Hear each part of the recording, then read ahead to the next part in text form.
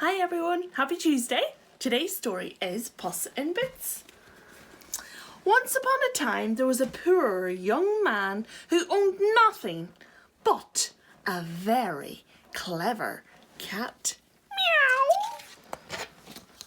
One day, as the young man sat eating his poor meal of bread and water, the crafty cat hatched a cunning plan.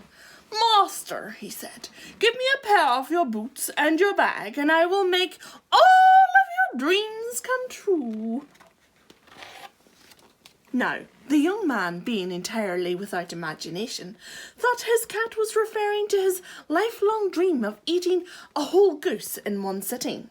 So, with his last few coins, the young man bought the cat a pair of cat-sized boots and gave him his only bag. Ooh. Off went the cat to the field.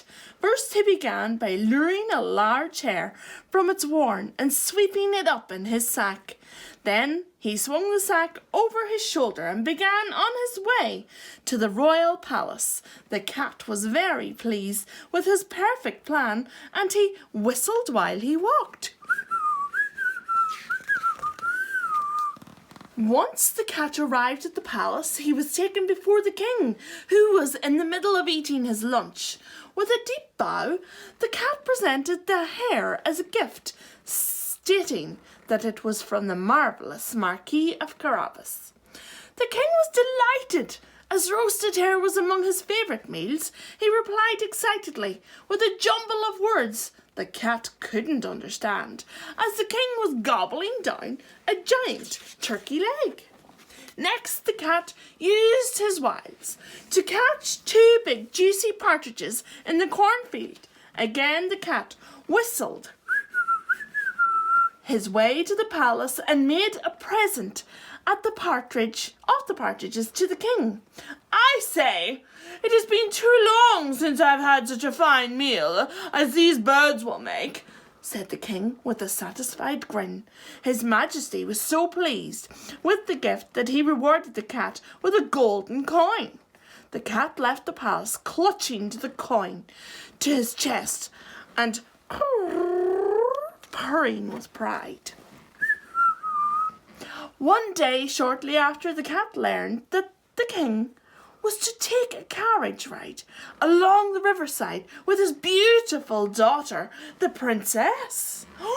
Seeing an opportunity to progress his plan, the cat asked his master to take a bath in the river.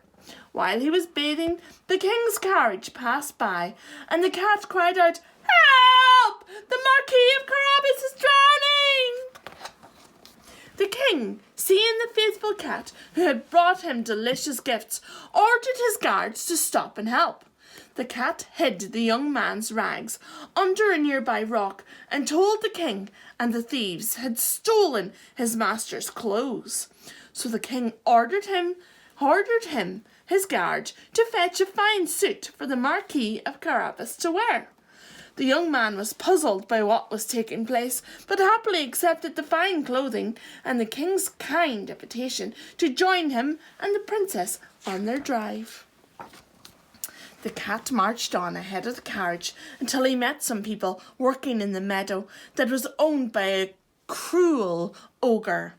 The cat chattered happily with the workers, but before leaving warned them, "The king will soon pass by. You must tell him that the Marquis of Carabas owns his land, or the ogre will be very angry." The frightened folk did what they were asked. "A very fine field indeed," said the king as he offered the young man some tea cake. The cat continued on ahead until he met a farmer who was harvesting corn in another field owned by the ogre. The cat chattered pleasantly with the friendly farmer before giving him the same warning he had given to the other workers. So when the king passed by, the man told him, "The Marquis of Carabas owns his corn, Your Majesty." The king was very impressed with the handsome Marquis of Carabas and all his wealth. Eventually the cat arrived at the cruel ogre's castle.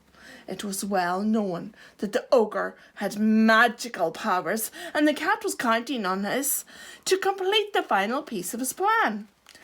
"I have told you that you have a gift," said the cat. "They tell me that you can change yourself into any creature you choose, such as a lion. Surely this cannot be true." "It's true. I'll prove it to you," said the proud ogre, and he turned himself into a growling lion. The cat got such a fright that he tried to scramble up nearby cupboard, which was rather awkward because of his boots. When he saw the ogre had finally returned to his normal form, he carefully climbed down. "I'm very impressed," said the cat, "but I've also been told that you can change yourself into a small animal, such as a mouse. Surely, though, that is impossible." "Impossible!" roared the ogre. "Watch and see." The ogre turned into a tiny mouse and began to run around the room. Grinning a mischievous grin, the cat watched the mouse for a few moments, then quickly pounced and ate him up. When the king's coach arrived outside the castle, the cat said, "Welcome to the castle of my lord, the Marquis of Carabas." "What? My Lord Carabas?" cried the king. "Does this fine castle belong to you?"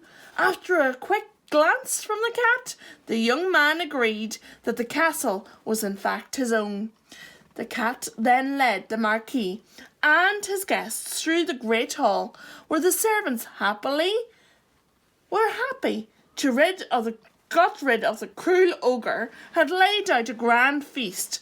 During the meal, the young man, with the help of his trusty cat, charmed both the king and princess, and soon the princess was completely in love.